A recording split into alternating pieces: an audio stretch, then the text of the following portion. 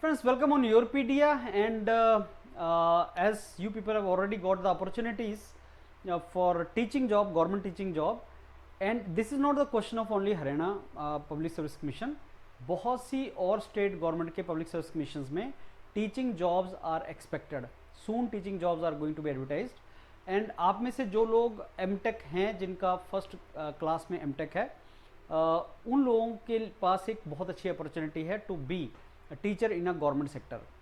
I don't know the purpose for which the reason or the objective why you want to join government jobs, but all the reasons for which you want to join government job, they are there in government teaching jobs also. Plus noble profession, holistic profession and cool profession. तो ये सारी चीज़ देख के you can have very good career in these kind of profiles, teaching profiles. अब इसमें एक trouble ये आता है कि जैसे सपोज आपने एमटेक किया 2 साल पहले, 2 इयर्स, या आपने 3 इयर्स, 4 इयर्स आपने पहले एमटेक किया है, and now you must be in some kind of job in industry, और you are not in touch with the subject of BTech, और कम्पिटिटिव एग्जाम होता है टीचिंग की जॉब का, so you are not in touch with that. Now how to do that? So again, because MTech का जो आपने gate exam बहुत पहले लिखा है, उसके बाद आपने एमटेक किया होगा तो गेट एग्जाम आपने बहुत पहले लिखा है। No, the best thing is do not start preparing again forget, that is not required. अगर मैं हरियाणा पब्लिक सर्विस कमीशन की बात करूं तो उसमें जो आपका लेक्चरर का पोस्ट है for diploma, that is a government job in diploma college for teaching, lecturer का जॉब है, तो आपको तो इस एग्जाम को निकालना है ना, तो इस एग्जाम की तैयारी करनी पड़ेगी आपको। गेट लगा के क्या करोगे आप? इसमें प्रिलिमिनरी होता है जो गेट के 1 मार्क जैसा होता है, देन मेंस होता है जो गेट में होता है नहीं कभी, एंड देन इंटरव्यू होता है। तो अगर आप किसी पर्टिकुलर स्टेट में गवर्नमेंट टीचिंग जॉब के लिए जा रहे हैं तो जस्ट सी के वहां पे पेपर कैसा आता है, एंड अकॉर्डिंगली तैयारी करो जो आपके लिए आसान होगा। तो जो टेलर मेड प्रेपरेशन है वैसी आपको करनी है।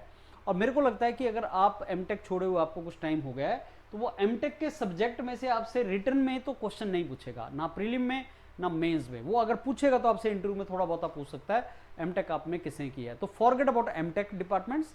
नो, ओनली ट्रबल इज कि आपने 2 साल एमटेक किया और 2 साल आपको एमटेक के बाद हो गए, तो 4-5 साल से आपने बीटेक की तैयारी छोड़ रखी है, मतलब वो कॉम्पिटिटिव एग्जाम की तैयारी अगर आप नहीं कर रहे हैं और दोबारा कम बैक करना चाहते हैं, तो मेरा आपको एडवाइस है कि ये तो तैयारी मत करना स्टार्ट कर देना, दैट इज नॉट रिक्वायर्ड, इससे नहीं होगा।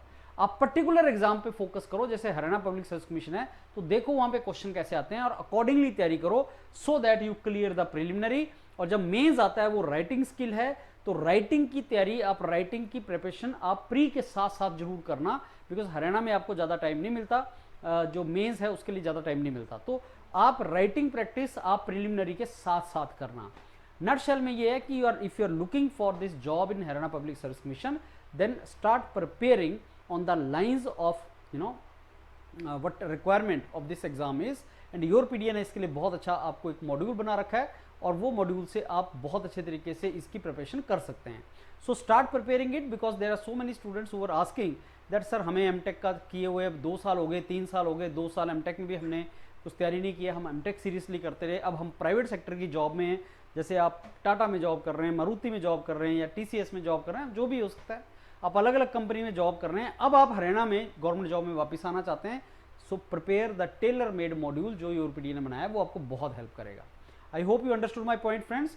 Just focus on the right strategy so that you can clear this exam. Thank you.